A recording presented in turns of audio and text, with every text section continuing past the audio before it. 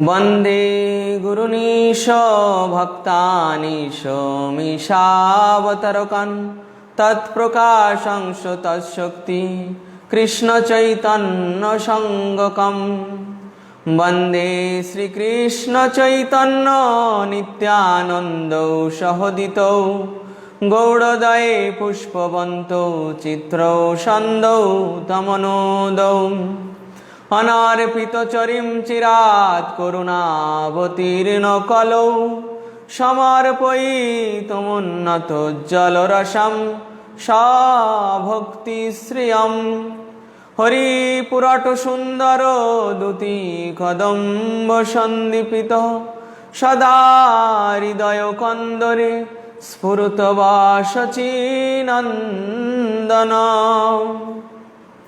नमो विष्णुपादाय कृष्णपृष्ठाय भूतले श्रीमते भक्तिवेदान्त स्वामिनिति नामिने। नमस्ते सरस्वती देवी गौरवाणी प्रचारिणे निर्विशेष शून्यवादी पाश्चात्य देशतारिणे। वाञ्छाकल्पतरुभ्यश्च कृपा सिन्धुभ्यैव च पतितानां पावनेभ्यो वैष्णवेभ्यो नमो नमः। जय श्री कृष्ण चैतन्य प्रभु नित्यानंद श्री अद्वैत गदाधर श्रीवासादि गौर भक्तवृंद। हरे कृष्ण कृष्ण कृष्ण हरे हरे, हरे राम राम राम हरे हरे। श्री चैतन्य चरितामृत श्रील कृष्णदास कविराज गोस्वामी कृत मध्यलीला अष्टम परिच्छेद 84 नम्बर श्लोक থেকে श्री चैतन्य महाप्रभु एवं रामानंद राয়ের কথোপকথন अर्थात रामानंद संवाद। तो श्री चैतन्य महाप्रभुर संगे रामानंद राয়ের যে আলোচনা হয়েছিল তা এই অধ্যায়ে বর্ণিত হয়েছে এবং এই অধ্যায়টি অত্যন্ত গুরুত্বপূর্ণ, যেখানে অনেক সিদ্ধান্ত নিরূপিত হয়েছে ভগবত ভক্তির জগতে। তো আমরা 84 নম্বর শ্লোক থেকে শুরু করছি। যত্তরমসৌ সাদ বিশেষোল্লাস ময়্যপি রতির্বাসনয়া সাধ্বি ভাসতি কাপি কস্যচিৎ।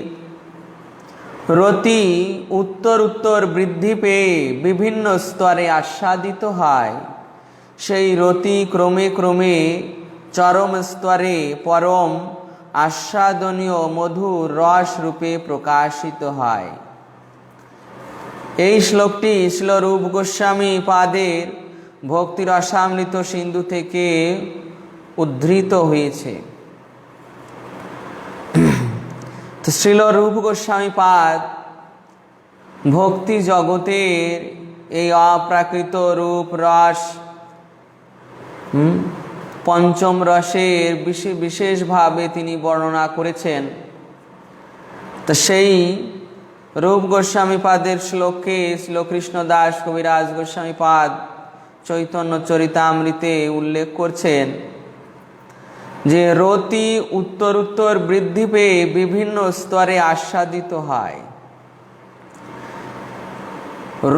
রতি মানে শ্রীকৃষ্ণের প্রতি আসক্তির একটি স্তর।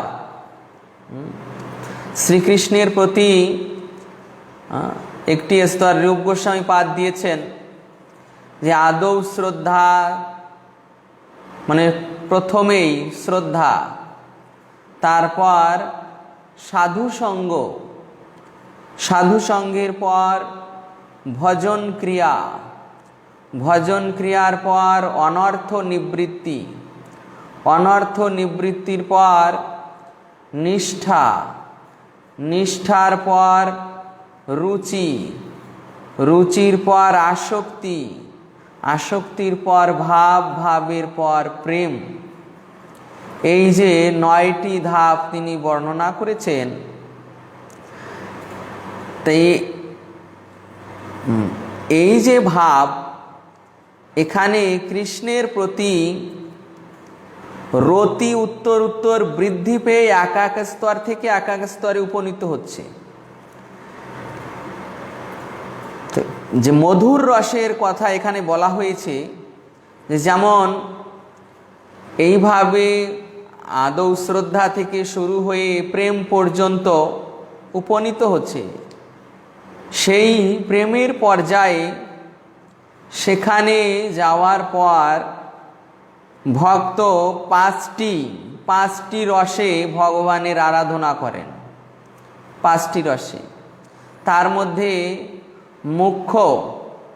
মুখ্য হচ্ছে দাস্য, সখ্য, বাৎসল্য, মধুর। তো পাঁচটি রস হচ্ছে শান্ত, দাস্য, সখ্য, বাৎসল্য, মধুর। এই যে এখানে রতি বলতে বোঝানো হয়েছে যে একটা যে এই যে শান্ত রসের যখন তার শান্ত রসের থেকে তিনি আরও উচ্চ রস আস্বাদন করলেন, তখন তিনি শুদ্ধ দাস্য স্তরে পৌঁছালেন।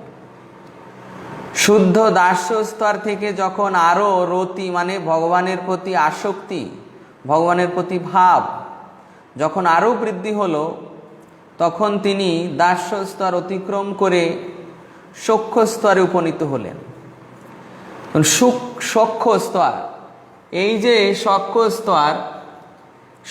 স্তরের পর যখন তার শ্রীকৃষ্ণের প্রতি আরও রতি বৃদ্ধি হচ্ছে, আরও আসক্তি বৃদ্ধি হচ্ছে, তখন তিনি বাৎসল্য রসের স্তরে পৌঁছে যাচ্ছেন।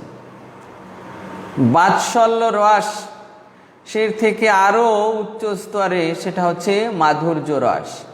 এইভাবে এখানে বর্ণনা করা হয়েছে যে সেই রতি ক্রমে ক্রমে চরম স্তরে পরম আস্বাদনীয় মধুর রস রূপে প্রকাশিত হয়। শ্রীকৃষ্ণের প্রতি ভাব ভক্তি যখন উত্তর উত্তর বৃদ্ধি পায়, তখন তিনি এই মধুর রসের স্তরে উপনীত হন। পূর্ব রসের গুণ পরে পরে হয়, 2-3 গণনে পঞ্চ পর্যন্ত বাড়ায়। পূর্ব রসের গুণ অর্থাৎ শান্ত রসে একটি স্তর, শান্তভাবে কৃষ্ণের প্রতি ভাব। যেমন ব্রজের যে পশু পাখি রয়েছে, হরিণ, গোবৎস, তারপর ভ্রমরী, সুখসারী, তারপর কৃষ্ণের হাতের লাঠি, বাঁশি, বৃক্ষ, এনারা সকলেই হচ্ছে সেই শান্তরসের ভক্ত। শান্তরসের এখানে একটি ভাব, শান্তভাবে সেখানে কৃষ্ণের প্রতি তাদের ভাব।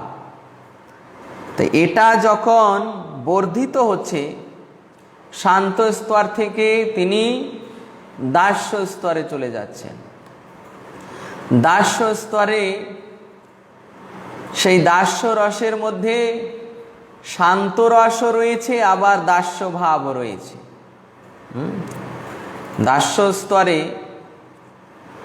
সেই দাস্যের মধ্যে শান্ত ভাবও রয়েছে, আবার শুদ্ধ দাস্য ভাব রয়েছে। দাস্য ভাবে চিত্রক, পত্রক, রক্তক, যারা কৃষ্ণের থেকে একটু বয়সে বড় ছিলেন, তারা এই দাস্যভাবে কৃষ্ণের সেবা করতেন। কিন্তু সেখানে কোনো ভগবান ভাব ছিল না। দাস্য করলেও তার মধ্যে কোনো ভগবান ভাব ছিল না, যে কৃষ্ণ ভগবান, এ আমাদের প্রভু, এই রকম কোনো ভাব সেই দাসদের মধ্যে ছিল না। সেই দাসেরা হচ্ছেন শুদ্ধ দাস্য, বিশ্রম্ভ দাস্য, মানে তাদের মধ্যে কোনো ঐশ্বর্য ভাব নেই। মা যশোদা তাদেরকে সেবা করতে দিয়েছেন কৃষ্ণের, সেইভাবে তারা কৃষ্ণের সেবা করেন। তারা এটা চিন্তা করে সেবা করেন না যে কৃষ্ণ ভগবান। কৃষ্ণকে ভগবান মনে করে সেবা করেন না। কৃষ্ণকে মনে করেন যে ইনি আমাদের ব্রজরাজ নন্দের পুত্র, মা যশোদা আমাদের সেবা করতে দিয়েছেন, সেইভাবে তারা সেবা করেন। শুদ্ধ দাস্য, তার মধ্যে কোনো ঐশ্বর্য ভাব নেই যে ভগবান আমাদের সেবনীয়, এইভাবে তারা সেবা করেন না। তাই এই দাস্য রসে দুটি রতি, একটি হচ্ছে শান্ত ভাব এবং দাস্য ভাব। এরপর দাস্যের পর আসছে সখ্য। সখ্য ভাবে ব্রজে দ্বাদশ গোপাল, তাদের মধ্যে অগ্রগণ্য শ্রী বলরাম, তিনি হচ্ছেন এই সখ্য ভাবের মূল। বলরাম, তারপর শ্রীদাম, সুদাম, দাম, বসুদাম, মধুমঙ্গল, মনসুখা, এনারা এই দ্বাদশ গোপালের অন্তর্গত। এবং এনাদের ভাব হচ্ছে যে কৃষ্ণের বন্ধু, তারা কৃষ্ণের মিত্র।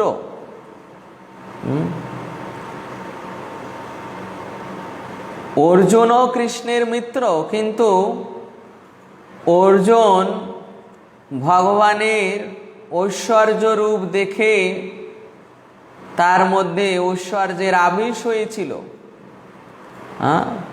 দেখেছেন আপনারা বিশ্বরূপ দর্শন যোগে অর্জুন যখন বিশ্বরূপ দেখেছেন তখন তিনি ভয়ে কাঁপছেন, অঙ্গ তার কাঁপছে, এদিকে সামনের দিক থেকে প্রণাম করছেন, পিছন দিক থেকে প্রণাম করছেন। কৃষ্ণের ওই ঐশ্বর্য দেখে তিনি নিজের ওই সখ্য ভাবকে তিরস্কার করতে লাগলেন যে হে প্রভু, পূর্বে আমি আপনাকে হে সখেতি, হে যাদবেতি, হে মাধবেতি বলে ডেকেছি, কখনো আপনার ব্যঙ্গ করেছি, কটূক্তি করেছি, অপমান করেছি, খেতে বসতে শুতে। আপনি সেই অপরাধগুলো আমার ক্ষমা করবেন। সখ্য স্তর ছেড়ে অর্জুন সেখানে ভগবানের ঐশ্বর্য দর্শন করে তার মধ্যে ওই ঐশ্বর্য ভাবের আবিষ হেতু সেখানে তার ঐশ্বর্য ভাব এসেছে। কিন্তু এই যে ব্রজের সখাগণ, কৃষ্ণ এনাদের যতই দেখাক না কেন বিশ্বরূপ, ব্রহ্মাণ্ড আদি, বৈকুণ্ঠ লোকও দেখিয়েছেন, কিন্তু কখনো কৃষ্ণকে তারা ভগবান বলে ভাবেনি, কখনো তারা কৃষ্ণকে ভগবান বলে মনে করেনি। কেননা তারা শুদ্ধ সখ্যে, শুদ্ধ সখ্য মানে তুমি আমি সম। হতে পারো তুমি রাজার পুত্র, নন্দ মহারাজের পুত্র, কিন্তু তুমি আমি সম। তুমি, শ্রীদাম বলছে যে তুমি খেলায় হেরেছ, আমাকে কাঁধে নিতে হবে, যদি কাঁধে না নাও তোমাকে খেলতে নেব না। তখন কৃষ্ণ বলছে না, আমি রাজার ছেলে, আমি কেন তোমাকে কাঁধে নিতে যাব। তখন শ্রীদাম বলছে, আরে খেলার মধ্যে কে রাজা কে প্রজা, তুমি খেলতে এসেছো, হেরে গিয়েছো, শর্ত অনুযায়ী তুমি আমাকে কাঁধে নেবে, বলো কাঁধে নেবে কিনা। কৃষ্ণ বলছেন না। শ্রীদাম হাত ধরে খেলা থেকে বার করে দিয়েছে। কৃষ্ণ তখন পাশে বসে কান্না করছে। তখন একটু পরে সখাগণ গিয়ে বলছে, এখন বলো ঘোড়া হবে। কৃষ্ণ বলছেন, হ্যাঁ এখন আমি ঘোড়া হব। তখন যখন ঘোড়া হতে স্বীকার করেছেন, তখন এসে ওই হামাগুড়ি দিয়ে ঘোড়ার মতো বসেছে। শ্রীদাম কৃষ্ণের পিঠের উপর বসে ঘোড়ার মতো তাকে এদিক ওদিক নিয়ে ঘোরাচ্ছে। তো দেখুন যে এই যে সখ্যভাবে যারা রয়েছেন, এদের সেই শুদ্ধ সখ্য, যে ভগবান সেই বোধ নেই। কেননা শুদ্ধ সখ্য এমনই যেখানে কৃষ্ণ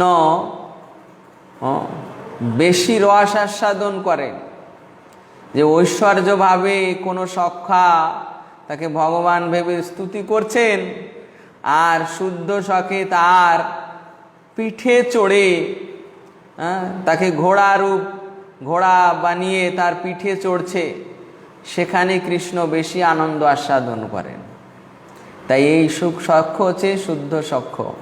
তো এইভাবে শ্রীদাম, সুদাম, দাম, বসুদাম, এনাদের ভিতর ওই দাস্যভাবও আছে। বলরাম তিনি কৃষ্ণের সেবাও করতেন, কৃষ্ণের চরণ সম্ভাবন করতেন, কৃষ্ণকে বাতাস করতেন। বলরামের ভাব ছিল যে আমি বড় হলেও সে আমার স্বামী প্রভু, তাই দাস্যভাবে কৃষ্ণের সেবা করতেন। এইভাবে সেই সখ্যভাবের স্তরে বলরাম বা শ্রীদাম, সুদাম, দাম, তাদের মধ্যে সেই দাস্যভাবও ছিল, শান্ত ভাবও ছিল। তো দেখুন, দাস্যভাব থেকে সখ্যভাব একটা রতি বেশি।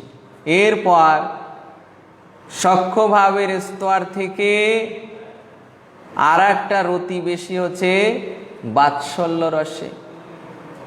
বাৎসল্য রসে কে? মা যশোদা, নন্দ বাবা, রোহিণী মাতা, এনারা হচ্ছেন বাৎসল্য রসে। ব্রজের কিছু গাভীগণও তারাও বাৎসল্য রসে ছিলেন।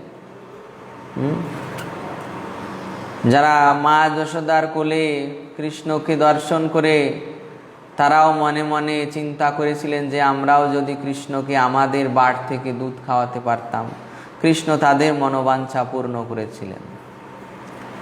এইভাবে এই যে বাৎসল্য রসে, সেখানে দাস্য রসের থেকে আরো একটু উচ্চ স্তরের সুখ।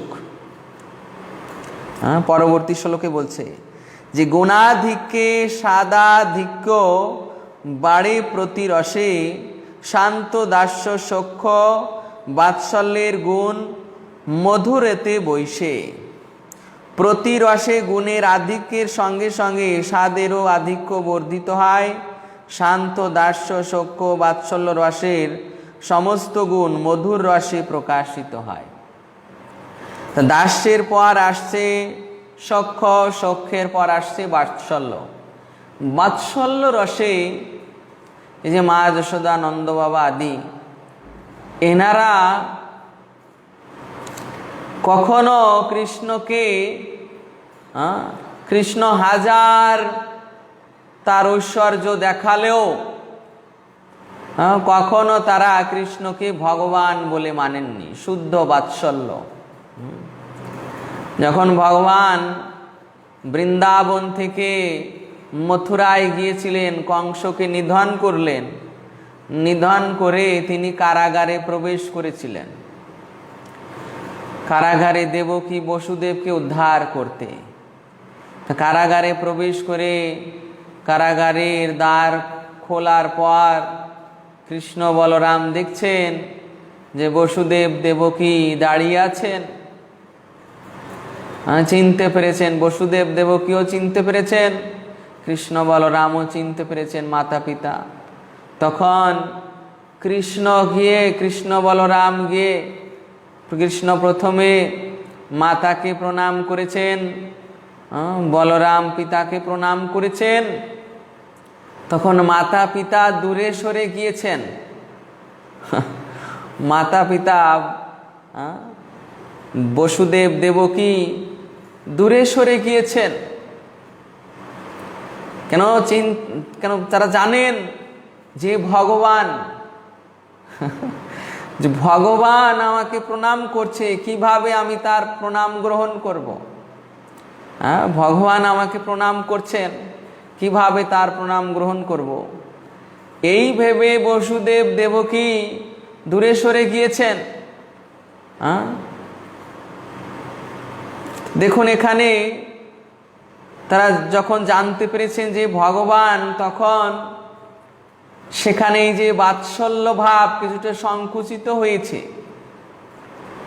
যে বসুদেব দেবকী তিনি পুত্র মনে করলেন না, বললেন কি ভগবান। ঐশ্বর্য ভাব। আর এদিকে ব্রজে ব্রজে নন্দ বাবা কৃষ্ণকে বলছেন যে লালা আমার পাদুকা জোড়া নিয়ে এসো তো। সেখানে কৃষ্ণ মাথায় করে নন্দ মহারাজের পাদুকা খড়ং ওই মাথায় করে নিয়ে যাচ্ছে, নিয়ে পিতার কাছে দিলেন। আর যশোদা মাতা কতবার তাকে ভর্ৎসনা করেছেন, কান ধরে ভর্ৎসনা করেছেন, লাঠি দেখিয়েছেন। দাম বন্ধন লীলায় তো দেখেছেন কিভাবে শাসন করেছে মা। তারপর তাকে বেঁধে রেখেছেন, উদুফলের উপর বসিয়ে রেখেছেন। একবার যদিও মা যশোদার সেই রকম ভাব এসেছিল যে ব্রহ্মাণ্ড ঘাটে যখন কৃষ্ণ তিনি বিশ্বরূপ দর্শন করিয়েছিলেন মাকে, মাটি খেয়েছিলেন, মা মুখ খুলতে বলেছিল, মুখ খুলেছিলেন, মুখের ভিতর বিশ্বরূপ দর্শন করেছিলেন। তো মা সাময়িকভাবে ওই বিশ্বরূপ দর্শন করে তিনি চিন্তা করতে শুরু করেছিলেন যে কি আসলে সেই পরমেশ্বর ভগবান, বেদে যাকে বর্ণন করা হয়েছে। এই চিন্তা করতে করতেই কৃষ্ণ চিন্তা করলেন যে আমার মায়ের মধ্যে যদি এই প্রকার ঐশ্বর্য ভাব আসে, তাহলে আমি কার কোলে বসে দুধ পান করব, কার সঙ্গে এই বাৎসল্য রসের সুখ আস্বাদন করব। তাহলে মা তো আমাকে আর পুত্র বলে মনে করবে না। কৃষ্ণও তখন চিন্তায় মায়ের মধ্যে পুনরায় বাৎসল্য স্নেহময়ী মায়াকে প্রদান করলেন, ঐশ্বর্য ভাব তুলে নিলেন। এইভাবে ব্রজের যারা পরিকর তাদের মধ্যেই এই প্রকার শুদ্ধ বাৎসল্য, শুদ্ধ সখ্য, শুদ্ধ দাস্য। তো সেই যে শুদ্ধ বাৎসল্যে মা যশোদা নন্দ বাবা তারা কৃষ্ণের হাজার ঐশ্বর্য দেখলেও কৃষ্ণকে কখনো ভগবান বলে মনে করেনি। একবার যখন উদ্ধব সংবাদ নিয়ে এসেছিলেন যে কৃষ্ণ তখন মথুরায়, দ্বারকায়, কৃষ্ণ তখন দ্বারকায়, উদ্ধব সংবাদ নিয়ে এসেছেন যে মা যশোদা তোমার লালা সুখী আছেন, নন্দ বাবা খুব দুশ্চিন্তাগ্রস্ত। সেই অবস্থায় তাদের চোখ দিয়ে জল পড়ছে, জলের ধারা আর থামে না। উদ্ধব এসেছেন সান্ত্বনা দিতে। ভগবান উদ্ধবকে প্রেমের শিক্ষা পড়াতে পাঠিয়েছিলেন, যে তিনি সমস্ত জ্ঞান বৃহস্পতির কাছ থেকে লাভ করেছেন, অথচ একটা জিনিস তার পড়া হয়নি। তো সেই বিষয়টা পড়ানোর জন্য, সেই প্রেমের শিক্ষা পড়ানোর জন্য তিনি উদ্ধবকে ব্রজে পাঠিয়েছিলেন। তো উদ্ধব এসে পিতামাতাকে সান্ত্বনা দিয়ে বলছেন যে তোমাদের কৃষ্ণ পরম ব্রহ্ম, পরমেশ্বর ভগবান। তোমাদের লালা কোনো সাধারণ পুত্র নয়, এ সকলের পুত্র, শুধু তোমার একার নয়, এ পরমেশ্বর ভগবান সকলের পুত্র, সকলের পিতা। তা তুমি তার জন্য কেন দুঃখ করবে? তুমি অন্তরে অন্তরে সেই পরব্রহ্মের আরাধনা করো, পরব্রহ্মের ধ্যান করো। নন্দ মহারাজকে শিক্ষা দিচ্ছেন। নন্দ মহারাজ তখন বললেন যে আরে উদ্ধব, তুমি তো আমার দুঃখ দ্বিগুণ বাড়িয়ে দিলে। এসেছো আমার দুঃখ শান্ত করার জন্য, আর তুমি এখানে এসে আমার দুঃখ দ্বিগুণ বাড়িয়ে দিলে। এতদিন তো জানতাম যে কৃষ্ণ শুধু আমার পুত্র, এখন জানলাম যে সে ভগবান। তো দেখো আমি কি হতভাগা, আমি আমার পুত্রকেও হারিয়েছি আর আমি আমার ভগবানকেও হারিয়েছি। তাহলে পুত্রের শোক আর ভগবান হারানোর শোক তো দ্বিগুণ হয়ে গেল। তো এইভাবে নন্দ মহারাজ মা যশোদা এনাদের সেই শুদ্ধ বাৎসল্য, সেখানে কৃষ্ণের প্রতি তাদের রতি ওই সখ্যরস থেকে আরো অধিক। বলরাম যিনি সখ্যরসের প্রধান, দাম বন্ধন লীলায় তিনি কৃষ্ণকে ছাড়াতে এসেছিলেন। তো কৃষ্ণকে যখন ছাড়াতে এলেন, মা যশোদাকে বলছেন যে মা মা মা যশোদা, তুমি কেন লালাকে বেঁধেছ? জানো এই কৃষ্ণকে, তুমি তুমি কি অপরাধ করেছ? তুমি জানো কৃষ্ণকে, তুমি জানো আমি কে? মা যশোদা ধ্যান দিচ্ছেন না, তথাপি জোরে জোরে মাকে ডেকে বলছেন জানো আমি কে? মা যশোদা হাতের কাজ থামিয়ে জিজ্ঞাসা করছেন বলো কে তুমি? তখন বলরাম বলছে আমি সেই শঙ্কর্ষণ, আমি সেই শেষনাগ, যার এক ফণার ফুঁকে সমস্ত ব্রহ্মাণ্ড জ্বলে রাগ হয়ে যায়। আমি সেই অনন্ত শেষ। এখনই কৃষ্ণকে ছেড়ে দাও, নয়তো আমার এক ফণার ফুঁকে এই ব্রজমণ্ডলকে ভস্ম করে দিব। তখন মা বলছেন যে কৃষ্ণকে, কৃষ্ণ কৃষ্ণ হচ্ছে সমস্ত অবতারদের অবতারী, এর থেকেই সমস্ত অবতারেরা নির্গত হয়। রাম, নৃসিংহ, বামন, বরাহ, এর থেকে সমস্ত অবতারেরা নির্গত হয়। তখন মা পুনরায় ওই লাঠিটা উঠিয়েছেন, পুনরায় লাঠিটা উঠিয়ে বলরামকে দেখিয়ে বলছে যে এই ব্রজে এত ঘর, এই ব্রজে এত ঘর, এত ঘর থাকতে সমস্ত অবতারেরা আমার ঘরে এসে জন্মগ্রহণ করেছে। সমস্ত অবতারেরা আমার ঘরে এসে জন্মগ্রহণ করেছে, আর কারো ঘর দেখেনি, এই ব্রজে আর কারো ঘর নেই। আর তুমি বলছো তুমি শঙ্কর্ষণ, আর কৃষ্ণ নৃসিংহদেব, রাম। আরে যে একটা বিড়ালের আওয়াজ শুনে আমার আঁচলের তলায় মুখ লুকিয়ে বলে মা বাঁচাও মা বাঁচাও, সে কিনা নৃসিংহদেব। এই বলে মা ওই লাঠি উঁচু করে বলরামকে তাড়া দিয়েছেন। আর বলরামের ওই শঙ্কর্ষণ ভাব ওখানেই সমাপ্ত হয়ে গিয়েছে। বলরাম দৌড়ে পালিয়ে গিয়েছেন কৃষ্ণের কাছে। কৃষ্ণের কাছে গিয়ে কান্না করছেন, কৃষ্ণ কান্না করছেন, আর বলরাম কৃষ্ণের কান্না দেখে কান্না করছেন। তা দেখুন এই যে সখ্য ভাব, সখ্য ভাব সেই বাৎসল্য রসের কাছে পরাজিত। মা যশোদার বাৎসল্যের কাছে বলরামের সখ্য ভাব পরাজিত হলো।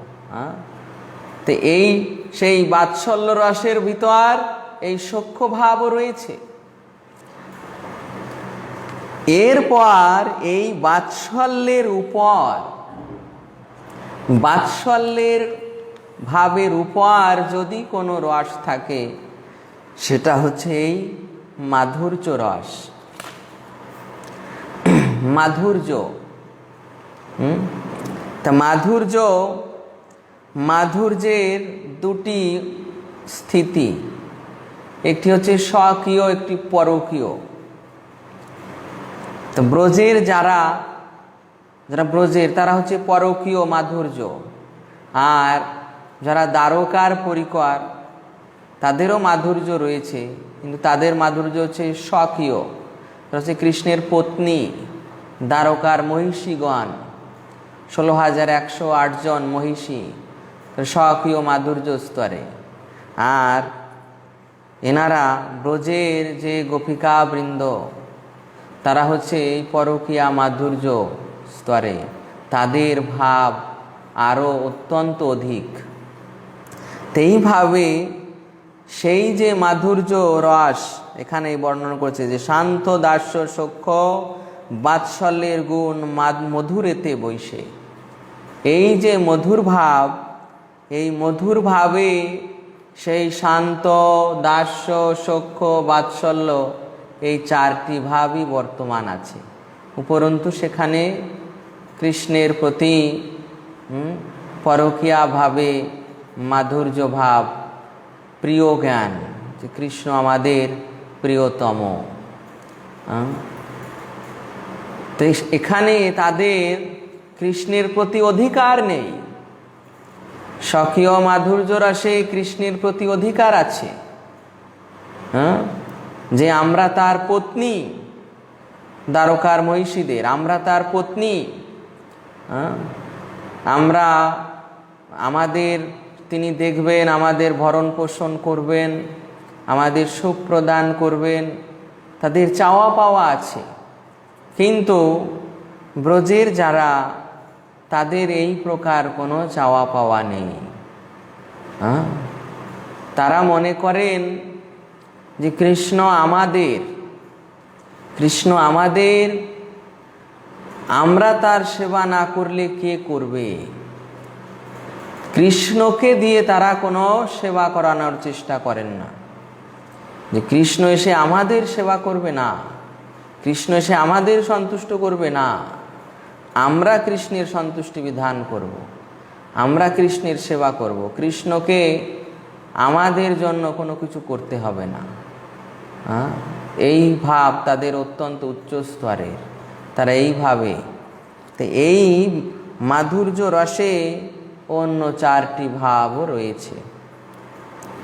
তাই এখানে তুলনা দেওয়া হয়েছে, যেমন পঞ্চভূতের আকাশ আদির গুণ যেন পর ভূতে, 2-3 ক্রমে বাড়ে পঞ্চ পৃথিবীতে। এই যে পঞ্চ মহাভূত, যেটা আমাদের শরীরেও রয়েছে, ক্ষিতি, অপ, তেজ, মরুদ, বোম।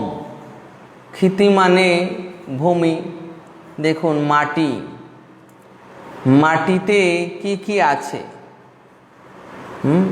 মাটির মধ্যে সেই জলের গুণ রয়েছে, তারপর অগ্নির গুণ রয়েছে, তারপর বায়ুর গুণ রয়েছে, আকাশের গুণ রয়েছে। এই মাটিতে 5টি গুণ। জলের মধ্যে মাটির ওই গন্ধ গুণটি নেই, তাহলে একটি গুণ কম। আর 4টি গুণ স্বাদ, রূপ, তারপর শব্দ, তারপর হচ্ছে স্পর্শ, এই 4টি গুণ আছে। অগ্নির মধ্যে জলের গুণটি নেই, জলের গুণ হচ্ছে স্বাদ, স্বাদের গুণটি নেই, সেখানে অগ্নির গুণ রূপ, তারপর বায়ুর গুণ স্পর্শ, আকাশের গুণ শব্দ, এই 3টি গুণ আছে। এরপর আপনি অগ্নি ছেড়ে বায়ুতে আসুন, বায়ুতে অগ্নির গুণটি নেই, অগ্নির গুণ হচ্ছে রূপ, বায়ুর কোনো রূপ নেই, তাহলে রূপ গুণটি নেই বায়ু যখন আসছে। কি গুণ আছে? বায়ুর গুণ স্পর্শ আর আকাশের গুণ শব্দ। যখন বায়ু ছেড়ে আকাশে যাচ্ছেন, তখন আকাশে ওই বায়ুর গুণটা, স্পর্শ গুণটা নেই, সেখানে শুধু শব্দের গুণটা আছে। এইভাবে আকাশে 1টি গুণ, বায়ুতে 2টি, অগ্নিতে 3টি, জলে 4টি, মাটিতে 5টি গুণ। তা ঠিক এখানে এই শান্ত রসকে আকাশের সঙ্গে, দাস্য রসকে বায়ুর সঙ্গে, সখ্য রসকে অগ্নির সঙ্গে, তারপর বাৎসল্য রসকে জলের সঙ্গে এবং মধুর রসকে মাটির সঙ্গে তুলনা করে এইভাবে বর্ণনা করা হচ্ছে। পরিপূর্ণ কৃষ্ণ ভক্তি এই প্রেমা হইতে, এই প্রেমার বশ কৃষ্ণ কহে ভাগবতে। এই ভগবত প্রেম থেকেই, অর্থাৎ বিশেষ করে মাধুর্য প্রেম থেকেই পূর্ণরূপে শ্রীকৃষ্ণের শ্রীপাদপদ্ম লাভ করা যায়। শ্রীকৃষ্ণ এই প্রেমের বশ, এই কথা শ্রীমদ্ ভাগবতে বর্ণিত হয়েছে যে শ্রীকৃষ্ণ এই প্রেমের বশ।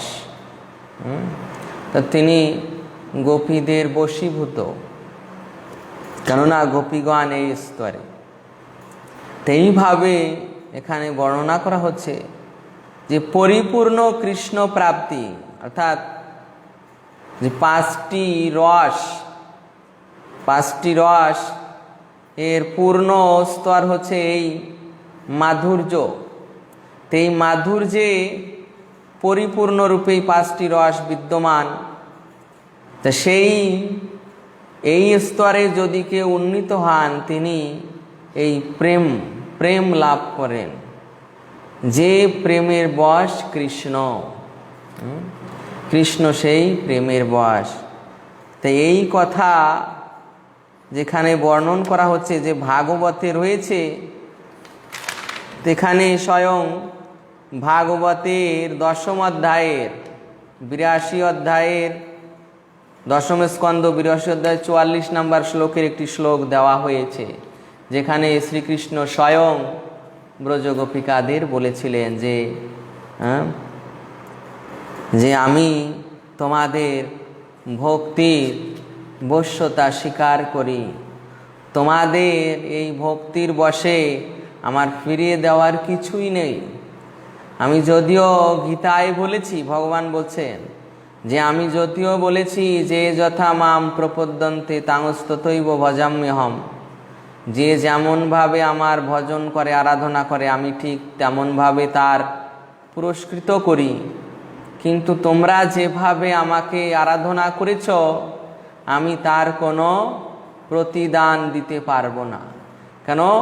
সে প্রতিদান দেওয়ার শক্তি আমার কাছে নেই, প্রতিদান দেওয়ার বিষয় সামর্থ্য আমার নেই। এই জন্য তোমাদের সেই ভক্তি তার প্রতিদান হোক। তাই সেই কথা কৃষ্ণ স্বয়ং ভাগবতে বলছেন, মই ভক্তির হি ভূতানাম অমৃতত্বায় কল্পতে দৃष्ट्वा যদাসিন্মৎ স্নেহ ভবতি নাম মদাপনম। জীব আমার প্রতি ভক্তিযুক্ত হওয়ার ফলে অমৃতত্ব লাভ করে। হে ব্রজবালাগণ, তোমরা যে আমার প্রতি অনুরক্ত হয়েছ, তা তোমাদের পক্ষে অত্যন্ত কল্যাণজনক। কেননা এই অনুরাগী আমাকে লাভ করার একমাত্র উপায়। এখানে সেই কথা বর্ণিত হয়েছে যে এই যে তাদের যে ভাব, সেই ভাবই হচ্ছে তাকে লাভ করার একমাত্র উপায়, তাকে বশীভূত করার উপায়, সেই প্রেমের অবস্থা। তবে সেই প্রেম বড় দুর্লভ জিনিস। সাধারণের ক্ষেত্রে এই প্রেম খুবই দুষ্কর। আমাদের এই জাগতিক শরীরে এই স্তরে সেই প্রেম ভক্তি লাভ হতে পারে না। এই স্তরে ভাব পর্যন্ত বিকশিত হতে পারে। তারপর যখন আমরা সেই নিত্য দেহে ভগবত ধাম ফিরে যাব, তখন সিদ্ধ দেহে স্বরূপে আমাদের সেই প্রকার প্রেম কৃষ্ণের প্রতি লাভ হতে পারে, যেটা এই ব্রজগোপিকাদের রয়েছে। কৃষ্ণের প্রতিজ্ঞা দৃঢ় সর্বকাল আছে, যে জয়ীছে ভজে কৃষ্ণ তারে ভজে তৈছে। শ্রীকৃষ্ণের একটি সাধারণ প্রতিজ্ঞা যে যিনি তাকে যেভাবে ভজনা করবেন, তিনিও তাকে সেইভাবে ভজনা করবেন। শ্রীকৃষ্ণ ভগবদ গীতায় বলেছিলেন এই শ্লোকটি আমি বলেছি, যে যথা মাম প্রপদ্যন্তে তাংস্তথৈব ভজাম্যহম মম বর্তানুবর্তন্তে মনুষ্যা পার্থ সর্বস্ব। যে হে পার্থ, যিনি যে ভাব নিয়ে আমার প্রতি ভক্তি করেন, আরাধনা করেন, আমি তাকে সেইভাবে পুরস্কৃত করি। ভগবান সকলকে পুরস্কৃত করেছেন, কিন্তু একমাত্র এই গোপীদের কাছেই তার এই প্রতিজ্ঞা ভঙ্গ হয়েছে। তাই এখানে কৃষ্ণদাস কবিরাজ গোস্বামী শ্রীকৃষ্ণের এই উক্তিটি এখানে বর্ণনা করছেন, যে কৃষ্ণের প্রতিজ্ঞা দৃঢ় সর্বকাল আছে। যে জয়ছে ভজে কৃষ্ণ তারে ভজে তৈছে। যে যেভাবে কৃষ্ণের আরাধনা করেন, কৃষ্ণ ঠিক তাকে সেইভাবে প্রতিদান দিয়ে থাকেন। এটা একটা কৃষ্ণের সাধারণ প্রতিজ্ঞা। এখানে পরবর্তী শ্লোকে এই শ্লোকটি দেওয়া হয়েছে, যে যথা মাম প্রপদ্যন্তে তাংস্ততৈব ভজাম্যহম মমো বর্তানুবর্তন্তে মনুষ্যা পার্থ সর্বস্ব। ভগবদ গীতায় ভগবান বলছেন, যারা যেভাবে আমাকে প্রপত্তি করে সেইভাবে আমি তাদের পুরস্কৃত করি। হে পার্থ, সকলেই আমার পথ অনুসরণ করে। এখানে ভগবান ভগবদ গীতায় বলেছেন যে যেভাবে আমাকে ভজন করে আমি ঠিক তাকে সেইভাবে প্রতিদান দিয়ে থাকি।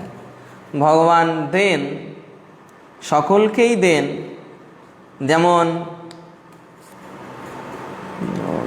যারা ব্রজের নয়, যারা দ্বারকার পরিকর যারা মাধুর্য রাশি আছেন, মাধুর্য রাশি এই যে 16,000 মহিষীগণ, তারা কৃষ্ণকে ঠিক সেইভাবে সেবা করতেন। সেবার বিনিময়ে কৃষ্ণের প্রতি তার সহচর্য লাভের কামনা তাদের ছিল। কৃষ্ণ তাদের বশীভূত পতির মতো তাদের কামনা পূরণ করতেন। তা সেই দ্বারকার মহিষীগণ চিন্তা করতেন, মনে হয় আমাদের পতি আমাদের বশীভূত, আমরা যখন যেটা বলছি তখন সেটাই করছেন। বলেছি স্বর্গে গিয়ে পারিজাত বৃক্ষ আনতে, তো স্বর্গে গিয়ে পারিজাত বৃক্ষ ইন্দ্রের সঙ্গে ঝগড়া করে নিয়ে এসেছেন। তারপর অনেক কার্য করেছেন, আমাদের অনেকভাবে সুখ প্রদান করেছেন। এইভাবে দ্বারকার মহিষীগণ তারাও ঠিক ওইভাবে মন প্রাণ দিয়ে কৃষ্ণের সেবা করতেন। ঠিক কৃষ্ণ তাদের সেবার বিনিময়ে ওইভাবে তাদের দাম্পত্য সুখ প্রদান করেছেন, তাদের অনুগত পতির মতো আচরণ করেছেন। কিন্তু এখানে প্রতিদান দিলেও তিনি ব্রজের গোপিকাদের প্রেমভক্তির প্রতিদান দিতে পারেননি। তাই যে তিনি যে এই প্রেমের ব্রজগোপিকাদের প্রেমভক্তির প্রতিদান দিতে পারেননি, তাই এখানে কৃষ্ণ বলছেন, এই প্রেমের অনুরূপ না পারে ভজিতে, অতএব ঋণী হয় কহে ভাগবতে। সেই প্রেমের প্রতিদান দিতে না পেরে, ব্রজগোপিকাদের প্রেমের প্রতিদান দিতে না পেরে কৃষ্ণ ঋণী হয়ে ভাগবতে বর্ণনা করছেন। না পারয়ম নিরবদ্য সংযুজাম সসাধু কৃত্যম বিবুধায়ুষা পিবা ইয়ামা ভজন দুর্জয় গেহ শৃঙ্খলা সংবৃষ্ট তদব প্রতিয়াতু সাধুনা। হে গোপীগণ, আমার প্রতি তোমাদের নির্মল সেবার ঋণ আমি ব্রহ্মার আয়ুষ্কালের মধ্যেও পরিশোধ করতে পারবো না। শ্রীকৃষ্ণ বলছেন যে আমার প্রতি তোমাদের যে নির্মল সেবা,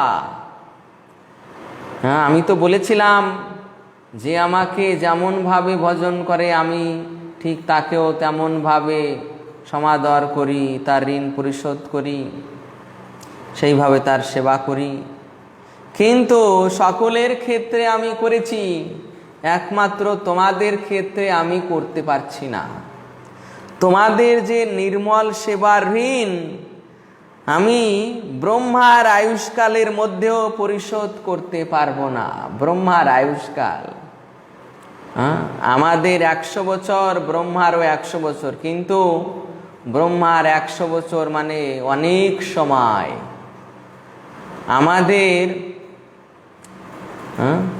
আমাদের সহস্র চতুর্যুগ, সত্য ত্রেতা দাপর কলি, সত্য ত্রেতা দাপর কলি, এই হলো এক চতুর্যুগ। সত্য ত্রেতা দাপর কলি, এটা সমাপ্ত হলো মানে এক চতুর্যুগ। আবার সত্য ত্রেতা দাপর কলি, তাও এটা শেষ হলো মানে দ্বিতীয় চতুর্যুগ। আবার সত্য ত্রেতা দাপর কলি, এটা শেষ হলো আবার মানে তৃতীয় চতুর্যুগ শেষ হলো। এইভাবে সহস্রবার অর্থাৎ সহস্র চতুর্যুগ সমাপ্ত হলে ব্রহ্মার মাত্র হয় 12 ঘন্টা। আমাদের এই সহস্র চতুর্যুগ সমাপ্ত হলে ব্রহ্মার হয় মাত্র 12 ঘন্টা। এই সহস্র চতুর্যুগে ব্রহ্মা এই জগতে বিচরণ করেন, অর্থাৎ তার এই সময় 12 ঘন্টা দিবাকাল মানে দিন। আর সহস্র চতুর্যুগ তার রাত। এইভাবে এত বৎসর তার একদিন মানে 24 ঘন্টায়। তাহলে সহস্র চতুর্যুগ আর সহস্র চতুর্যুগ রাত, এইভাবে 2 সহস্র চতুর্যুগে তার 24 ঘন্টা হচ্ছে। এই রকম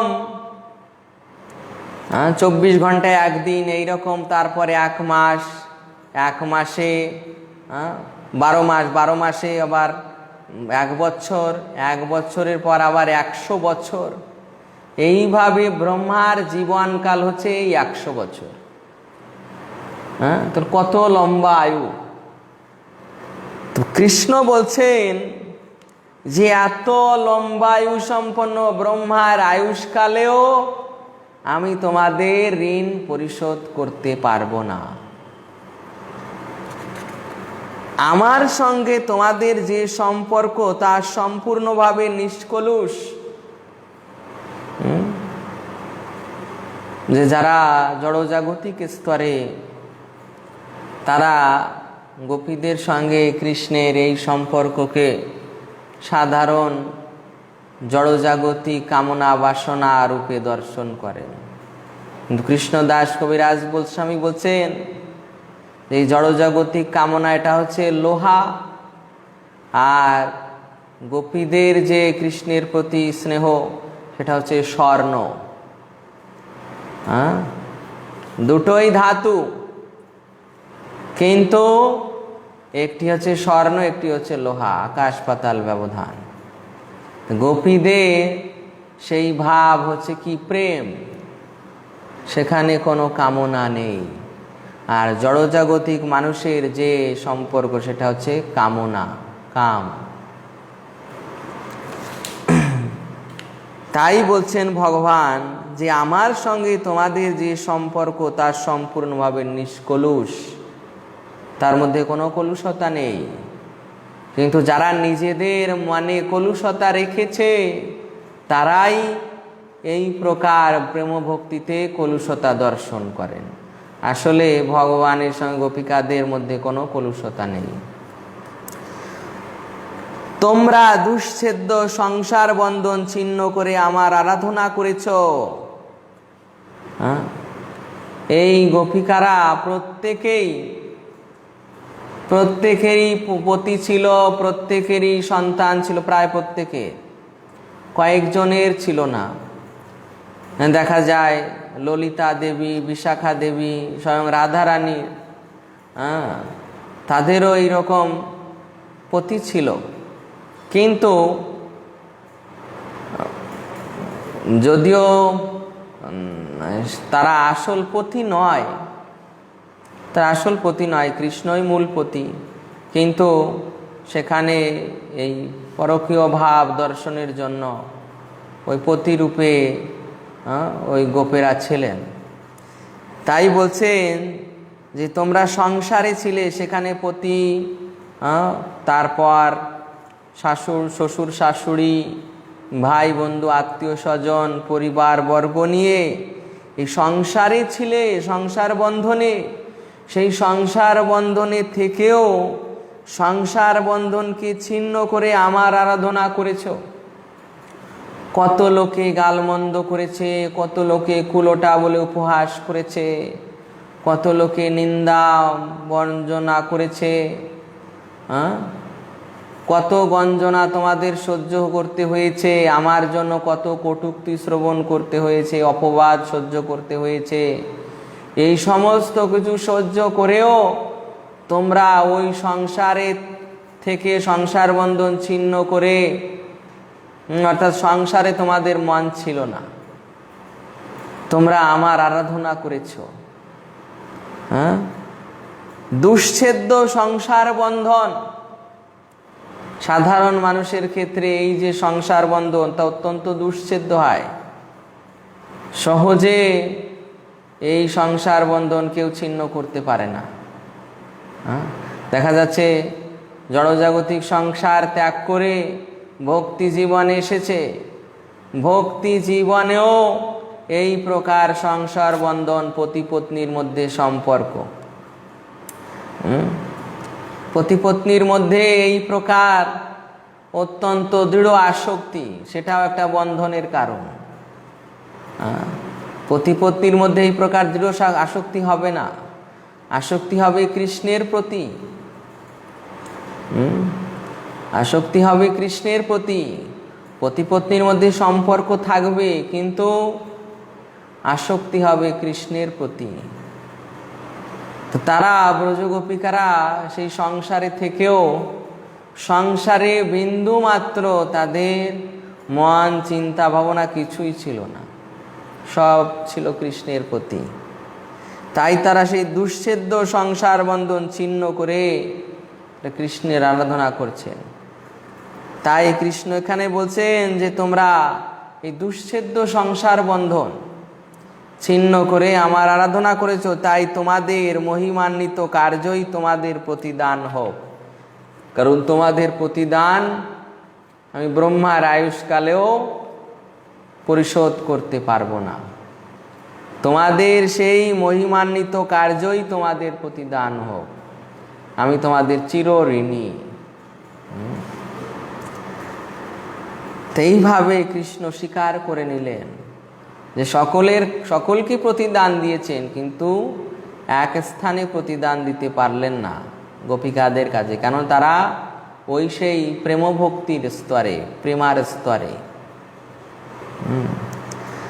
যদ্যপি কৃষ্ণ সৌন্দর্য মাধুর্যের ধৈর্য, ব্রজদেবীর সঙ্গে তার বাড়ায়ে মাধুর্য। যদ্যপি কৃষ্ণ সৌন্দর্য মাধুর্যের ধৈর্য, শ্রীকৃষ্ণের যে সৌন্দর্য তা অসমর্থ, অর্থাৎ মাধুর্যের পরাকাষ্ঠা, তবু ব্রজদেবীদের সঙ্গে হলে সেই মাধুর্য অনন্ত গুণে বৃদ্ধি পায়।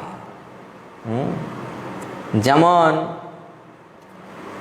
দেখবেন যে সমুদ্রের উপর দিয়ে যখন চন্দ্র বিচরণ করে, তখন চন্দ্রের ওই শোভা দর্শন করে সমুদ্রের জল উত্তর উত্তর বাড়তে থাকে। সমুদ্রে জল উত্তর উত্তর বাড়তে থাকে। তো ঠিক তেমন সেই ব্রজগোপিকাদের সৌন্দর্য দর্শন করে কৃষ্ণেরও সেই মাধুর্যের সমুদ্র যিনি, তারও বিভিন্ন ভাবের প্রকাশ হয়, আরও মাধুর্যের তরঙ্গ আরও বৃদ্ধি পায়, সৌন্দর্যের তরঙ্গ আরও বৃদ্ধি পায়। কৃষ্ণ ব্রজগোপিকাদের দেখে সুখ পান, ব্রজগোপিকারা কৃষ্ণকে দেখে সুখ পান। এইভাবে উভয়ের সুখ উত্তর উত্তর বৃদ্ধি পায়। তাই এখানে বলছেন যে ব্রজগোপিকাদের সঙ্গে তার বাড়াই মাধুর্য। কৃষ্ণ যখন দ্বারকায় ছিলেন, দ্বারকায় তিনি থেকে যখন এই সীমন্ত পঞ্চক তীর্থে সেখানে সূর্যগ্রহণ উপলক্ষে স্নান করতে গিয়েছিলেন, তখন সেখানে ব্রজগোপিকারাও গিয়েছিলেন। কিন্তু কৃষ্ণের সেই রূপ দর্শন করে ব্রজগোপিকারা তারা ভালো মনে করেননি। তাদের কৃষ্ণের সেই রূপ তাদের দর্শনের ইচ্ছা হয়নি, কেননা কৃষ্ণ সেখানে কৃষ্ণ হলেও রাজবেশে, রাজবেশ, রাজ পরিকর, সৈন্য আমত্ত, রথ, হাতি, ঘোড়া, সেই সব দর্শন করে ব্রজগোপিকারা সুখ পায়নি। তখন তারা চিন্তা করেছিলেন যে তুমি সেই কৃষ্ণ, কিন্তু তোমাকে দেখে আমরা সেই সুখ পাচ্ছি না। তুমি যদি বৃন্দাবনে তুমি আসো তাহলে আমাদের মনোবাসনা পূর্ণ হয়, আমরা বৃন্দাবনের কৃষ্ণকে চাই।